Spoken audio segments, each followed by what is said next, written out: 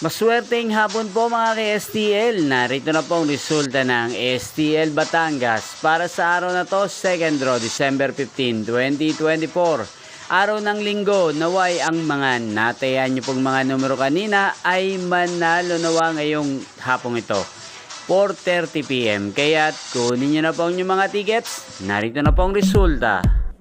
Ang mga numerong nanalo sa STL Batangas ngayong hapong ito, December 15, 2024, 4:30 PM. Second draw result, 9 at 2 in exact order. Sa lahat po ng tumaya kanina sa STL Batangas para second draw ng 9 at 2, congrats po sa inyo. Panalo po kayo. Again, 9 at 2. At ngayong hapong ito sa STL Batangas, shoutout po natin si Ate Maricris.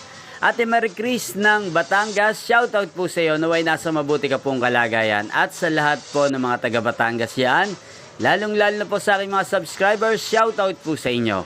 Inyo pong napanood ang resulta ng STL Batangas sa channel na to, Roderick Hernandez TV. Maraming salamat po sa patuloy niyo pong pagsuporta sa aking channel. Huwag pong kalimutang mag-subscribe. Thank you for watching. Magkita-kita pong muli tayo mamayang 8:30 PM dito po sa channel na to. Thank you for watching.